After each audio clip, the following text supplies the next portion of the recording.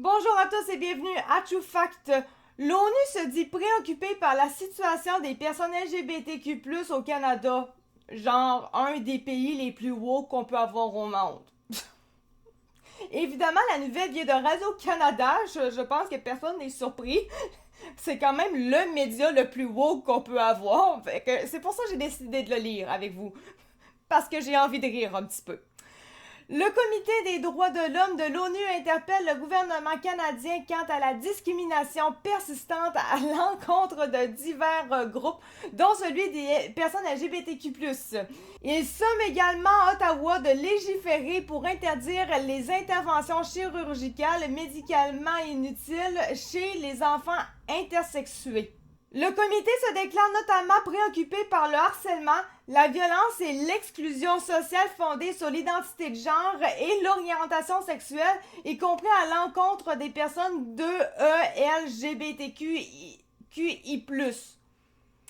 Ok, il manque le A, mais en tout cas. Peut-on lire dans le plus récent texte des observations finales sur le Canada du comité? Le document invite Ottawa à renforcer les programmes de formation destinés aux fonctionnaires, aux agents des forces de l'ordre, aux magistrats et aux procureurs et à intensifier la sensibilisation du public aux droits de la personne. Selon le Comité des droits de l'homme de l'ONU, l'État devrait poursuivre la lutte contre les stéréotypes et les attitudes négatives envers les personnes en raison de leur orientation sexuelle ou de leur identité de genre, réelle ou supposée. Notamment par l'entremise de campagnes d'information du public et de programmes éducatifs dans les écoles. Non, mais supposé. Contacté par la presse canadienne, le ministère des Femmes et de l'égalité des genres a indiqué par courriel avoir pris connaissance du document publié au début du mois par l'ONU et précisé qu'il prendra le temps de l'examiner attentivement. Il y a 10,9 millions de dollars qui ont été alloués dans le budget 2025 pour le renforcement du soutien aux communautés LGBTQ+. Aux yeux de la directrice générale du Conseil québécois LGBT, Magali Boudon, l'ONU vient confirmer la situation observée sur le terrain et l'absence de leadership au fédéral et au provincial. Il y a ce prérequis que le Canada est un des pays les plus avancés en matière de droits de LGBTQIA+. Et si c'est vrai historiquement, ce que montre ce rapport, c'est... Ce rapport, il est où le rapport? Il est où le rapport? C'est que cette avance est fragile et est surtout en train de s'éroder. Mais c'est quoi le rapport? Ce que montre ce rapport, j'ai pas de lien pour cliquer. Je voudrais aller le voir, le rapport, le lire, en prendre connaissance du rapport. Pourquoi je ne peux pas? On observe que le climat social est défavorable pour nous au niveau pan-canadien, dans la rue comme en ligne, à l'école comme à la maison. Il y a définitivement un climat hostile envers nous. D'ailleurs, Magali Boudon souligne qu'il y a des reculs des droits des personnes LGBTQ+, encore une fois, qui ont lieu dans tout le pays, notamment au Québec. Oui. Et note un désintérêt des décideurs politiques à protéger les communautés LGBTQ+.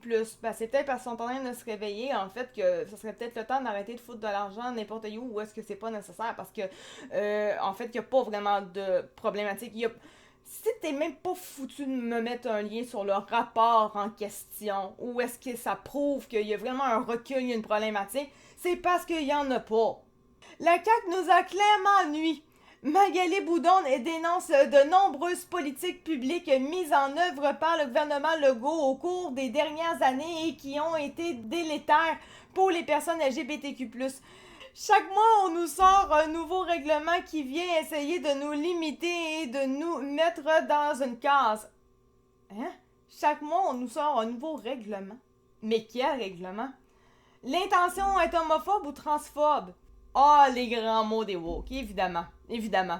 Elle mentionne entre autres la création du comité de sages sur l'identité de genre, là je sais pas c'est quoi, on va les voir, l'accès inégalitaire aux soins. J'ai jamais entendu parler qu'une personne trans se faisait refuser un soin à moins qu'elle allait se faire soigner en tant qu'un certain genre, mais que finalement, évidemment, ils n'ont pas les outils pour ça parce que il n'a pas vraiment ce genre-là. Il fake ce genre-là. Donc, dans ce temps-là, ce n'est pas de la transphobie, c'est juste une question Va-t'en voir un gynécologue, mais t'as un pénis entre les deux jambes, mais dans ta tête, t'as pas ça. Ou t'as un trou, tu t'es créé un trou tout simplement.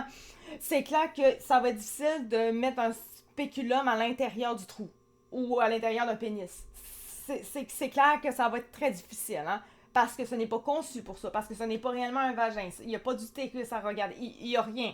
Ce n'est pas transphobe, c'est juste une logique. Mais c'est très drôle parce que les woke sont pas capables, sont plus capables. Ils n'ont plus la notion de comprendre cet aspect-là. Les traitements transphobes en prison, encore là, ça, on n'en a pas entendu parler. Les seules choses qu'on a entendu parler, c'est que maintenant, des fois, on refuse que des hommes qui se transitionnent en femmes pour aller vers le côté des femmes, on les refuse parce que justement on veut protéger les femmes. C'est arrivé qu'il y a des femmes qui sont tombées enceintes dans les prisons parce qu'elles se sont faites soit violées ou whatever, autre chose, par l'homme qui était rendu une femme. C'est juste une question de... Parce que c'est une problématique, même si ce n'est pas un viol qu'il y a eu, ça reste quand même une grande problématique quand tu es rendu que tu as des femmes enceintes dans une prison. Parce que, ben, clairement, les bébés, où est-ce qu'ils vont aller pendant que la femme, elle finit de purger sa peine? Ça n'a aucun sens. Ce n'est pas transphobe. On peut-tu juste protéger les femmes et les futurs enfants? Au pire. Et on s'entend que quand je parle de futurs enfants, c'est éviter qu'il y en ait. Parce que s'ils viennent en avoir, ben c'est là que ça va être problématique. Un enfant né dans une prison, ça fait jamais bonne affaire, hein, on s'entend. Les directives par rapport à l'écriture inclusive ou encore la diminution des efforts de la sensibilisation dans les écoles sont déjà archi-woke, on n'a pas besoin de plus que ça, je suis désolée. Monsieur Bernard Drinville nous a ramené en 1991, merci à lui, et le comité de sages a été un des pires choix politiques concernant nos préoccupations à travers le Canada, ajoute Madame Boudon. C'est quoi ça? Le comité de sages formule... Ok, c'est un autre article. Ça va aller dans la prochaine vidéo, ça, dans ce cas-là. Parce que sinon, ça finira pas de finir. Prochaine vidéo. Pour nous, et particulièrement pour les personnes trans, ça a été une année hyper anxiogène. On l'a vu dans notre réseau, ça a créé des failles. C'était une expérience hyper éprouvante et ça venait légitimer une remise en question de notre existence. Oh! Pauvre petit pète. Le rapport de l'ONU interpelle également le Canada pour qu'il tienne la consultation publique, comme prévu dans le plan d'action fédéral de LGBTQIA+, de 2022 concernant les réformes du droit pénal destinées à interdire les interventions chirurgicales purement esthétiques sur les organes génitaux des enfants intersexes jusqu'à ce qu'ils soient suffisamment mûrs pour donner leur consentement. Ah, ok! C'est ça leurs affaires de soins de tout à l'heure qu'ils parlaient, que les soins étaient rendus transphobes probablement. C'est de ça qu'il est question. D'accord. Enfin, on a un petit peu de croustillant là. Chaque année, près de 1,7% des enfants naissent dans le monde avec des variations de leurs caractéristiques sexuelles qui ne correspondent pas aux normes binaires des corps dites masculins ou féminins. Selon la directrice générale de l'organisme Aide aux trans du Québec, l'ATQ, Victoria Legault, ces interventions chirurgicales sont rarement effectuées dans le but de refléter le genre de la personne, mais plutôt avec l'objectif de la faire un peu mieux rentrer dans le moule, dans le cadre, dans les normes de la société. Hein? C'est vrai, hein, que en transitionnant, tu vas être encore plus dans le moule, dans les normes de société. J'ai-tu bien lu? Ces interventions chirurgicales sont rarement effectuées dans le but de refléter le genre de la personne, mais plus avec l'objectif de faire un peu mieux rentrer dans le moule, dans le cadre, dans les normes de la société. L'intervention chirurgicale pour transitionner, c'est pour mieux rentrer dans le moule de la société. Je vois pas le rapport. En soi, en général, les personnes qui ont besoin de transitionner, c'est souvent des gens qui ont un problème de santé mentale. Donc, juste avoir un bon suivi, genre un bon psychologue ou un bon psychiatre pour lui donner ce qu'il a vraiment besoin, ça va l'aider à rentrer dans les normes de société. Pas le faire transitionner. C'est ce qui est hyper grave et qui peut causer beaucoup de détresse psychologique et émotionnelle en grandissant tout au long de l'adolescence et même de la vie adulte et du développement sexuel. Elle explique que les interventions chirurgicales chez les mineurs sont très souvent des chirurgies de féminisation génitale. Elle dit que c'est souvent plus facile de faire ça que le contraire. Souvent, c'est un peu une espèce de formule uniforme qui est appliquée à tout le monde, mais qui ne convient absolument pas justement à tout le monde. C'est moi qui lis mal ou ben elle est vraiment rendue pétée sur le bacon, cette femme-là? Genre le monde à l'envers total, je comprends pas. Genre pourtant, je lis plein de textes et tout, je comprends les textes. Là, c'est vraiment comme si que pour elle, c'était plus facile de faire les transitions de genre avec les chirurgies plutôt que d'essayer d'autres choses pour que la personne aille mieux. Tellement, la chose la plus compliquée, c'est supposé être la chirurgie. Et c'est logique. D'après moi, je suis folle puis je comprends juste pas. C'est mal écrit, je sais pas. Ça peut pas être que c'est plus facile de faire des chirurgies. Ça peut pas être ça. Et ça, elle explique que les interventions chirurgicales chez les mineurs sont très souvent des chirurgies de féminisation génitale et ensuite elle dit que c'est souvent plus facile de faire ça que le contraire. Ça n'a aucun rapport. C'est un peu une espèce de formule qui est appliquée à tout le monde mais qui ne convient absolument pas justement à tout le monde. Finalement, elle est pour ou elle est contre? Parce que là, ici, on dirait que pour elle, on est rendu souvent dans la chirurgie quand finalement c'est pas forcément ça qui devrait être primordial. T'sais, ça devrait être autre chose parce qu'en fait c'est pas tout le monde qui ça va bien faire pour eux autres. Ça c'est correct, mais le reste ne fit pas. Je sais pas, regarde, je vais continuer, je comprends pas. Le Canada doit agir sans tarder. Les conclusions du Comité des droits de l'homme des Nations unies sont sans équivoque. Le Canada manque à ses obligations internationales en matière de droits de la personne en continuant d'autoriser ses interventions chirurgicales non consenties et médicalement inutiles sur des nourrissons et des enfants intersexes, explique pour sa part la directrice générale de l'organisme égal, Hélène Kennedy. Elle décrit ces interventions chirurgicales comme un moyen de faire respecter des normes sociales plutôt que pour répondre à des besoins médicaux urgents. Elle dit que depuis plus d'une décennie, plusieurs organes des Nations unies ont appelé le Canada à modifier le code criminel afin d'interdire explicitement ces pratiques jusqu'à ce que l'enfant soit en mesure de donner son consentement libre, préalable et éclairé. Il s'agit d'une question de consentement et de prévention de préjudice à vie. Le Canada doit agir sans plus tarder. Ça, là-dessus, je suis OK là-dessus. Ça, oui. Mais il reste quand même que Ottawa promet 600 millions de dollars pour la sécurité et l'égalité des genres. Hey, je pense qu'on a du croustillant, là, sérieusement. Là. J'ai pas fini. Je vais faire d'autres vidéos, je pense. Fait que je vais continuer avec d'autres choses. J'ai les densités de genre ici, puis tantôt, je vais regarder aussi pour l'autre article en lien avec Ottawa promet 660 millions de dollars. Genre, qu'est-ce que c'est ça, ce connerie-là? C'est quelle date exactement? C'est quoi? C'est 29 octobre 2025. Ça commence à faire loin. Fait que non, je n'irai pas... En tout cas, je verrai si je vais le faire parce que c'est quand même du 2025, là, je verrai, mais pour l'identité de genre, pour le comité de sages, celui-là, je vais le faire pour qu'on sache au moins c'est quoi.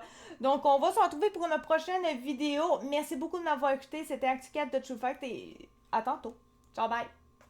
Ok, j'ai finalement décidé que ça ne sera pas de deuxième vidéo pour ça parce qu'il n'y aura pas d'intérêt là-dedans. Grosso modo, le comité de sages, c'est juste des gens qui ont été placés dans un petit groupe en lien avec les affaires de trans qu'on avait justement dans les années 2023, où est-ce qu'on voulait avoir des genres de débats par rapport à genre l'éducation sexuelle chez les enfants, ensuite les identités de genre, ensuite les toilettes mixtes. On retourne dans ces vieux débats-là, c'est pas intéressant aujourd'hui en 2026 sincèrement. Je vais juste vous lire cette partie-là tout simplement parce que c'est un petit peu grosso modo ça l'article, mais ça va être juste moins chiant à lire ça tout simplement, puis je vous lirai pas nécessairement au complet parce que maintenant ça devient redondant.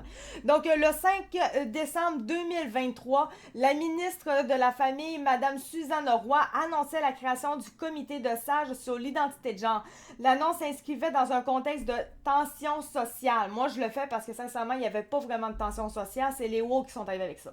En septembre, des manifestations et des contre-manifestations en lien avec les cours d'éducation à la sexualité, donc l'identité de genre, dont l'introduction de notions sur le genre avait eu lieu au Québec et ailleurs au Canada. Le premier ministre du Québec à l'époque, M. François Legault, c'est quand même bizarre de dire ça, parce que techniquement il devrait être encore en fonction, mais il a démissionné, donc on est rendu avec Mme Fréchette.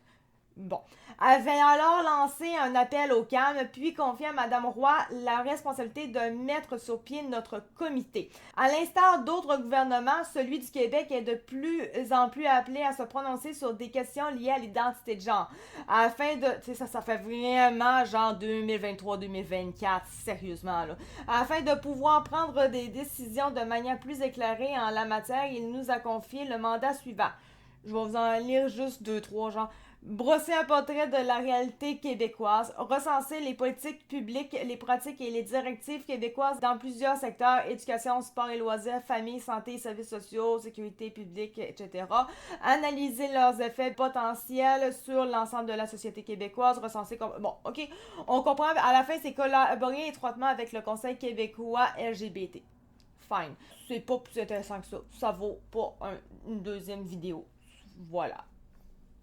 Ça, quand on lit ça, sincèrement, je vais quand même vous le mettre dans les liens, là, mais quand on le lit, là, ça fait extrêmement vieux et c'est là qu'on voit à quel point qu'on était complètement parti à l'ouest ailleurs. C'est l'enfer. C'est pour ça, en fait, j'avais commencé à faire une vidéo et finalement, je l'ai arrêté parce que j'étais comme... C'est même plus pertinent en 2026. Donc voilà. Sur ce, merci beaucoup de m'avoir écouté. C'était ActuCat de True Fight et on se retrouve pour une prochaine vidéo qui ne parlera probablement pas de ce genre de sujet-là. Merci. Ciao, bye.